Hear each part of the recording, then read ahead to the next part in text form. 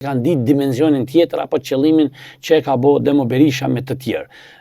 Shiko si ka përdorur një shqiptar lejal me origjinë besimit islam, motrën e tij të shkolluar në medrese, e edukuar ushtarakisht atje së fundi general në VBA e angazhume dhe po i përdor element shqiptar për t'i rekrutu këta shqiptar trutharë me influencë për ta bo Kosovën delet zezë në sytë e botës perëndimore. Më lejoni ta përmend një fakt publik.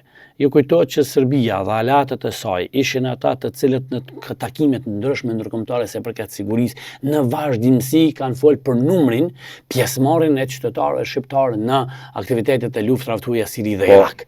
Dhe në vazhdimsi kanë tentuar me thonë që mbështetja e SHBA-s dhe partnerëve të saj për shqiptarët në Kosovë është njëkohësisht edhe mbështetje e terrorizmit dhe radikalizmit islam, është burim jo sigurie pikërisht në këtë fushë, çka do të thotë se paralelisht ka vazhdu me njëherë pas luftës për me ngrit këto kapacitete radikale dhe në anën tjetër është mundu me ushtru partneritet me ta. Po ajo që duhet përmend edhe një fakt tjetër. Pak më vonë, domethënë për të qenë gjithmonë brenda ushtrisë së Serbisë dhe këtyre strukturave ushtarake, e posaçërisht VBA dhe VOA që janë dy struktura brenda njëra është inteligjencë dhe kontrainteligencë, ka angazhu edhe vajzën e tij Shqipën, e cila është e datëlindjes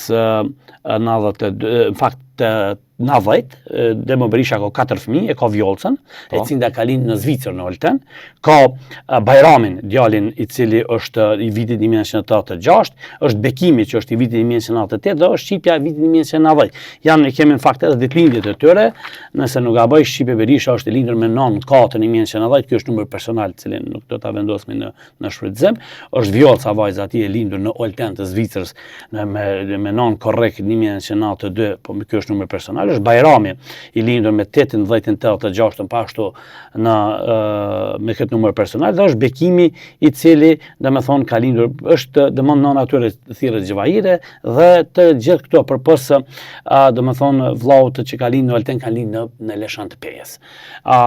Demo Berisha domethënë ka qenë një person i cili ka arritur që të vizitojë edhe disa vendet shqiptare në jo vendet shqiptare në fakt, komunitetin shqiptar në shtetet e perëndimit.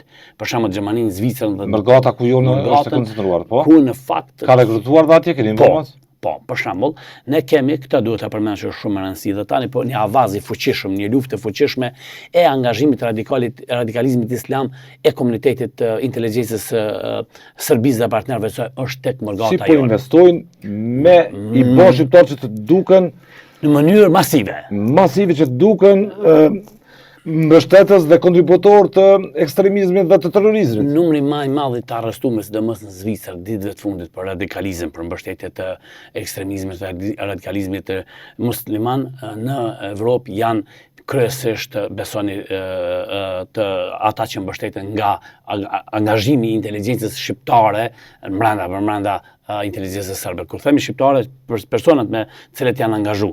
Shqiptarë që punojnë në inteligjencën e Serbisë, po shkojnë në Zvicër dhe Gjermani me detyra specifike për t'i rekrutuar. Se si t'i bëjnë ata të duken bomba me sahat. Saktësisht, sot kemi shqetësim serioz të shteteve të Bashkimit Evropian për po arrestuan të shqiptarët atje. Ka shumë të arrestuar, ka që kanë marrë pjesë në luftrat në Siri dhe Irak janë vrarë.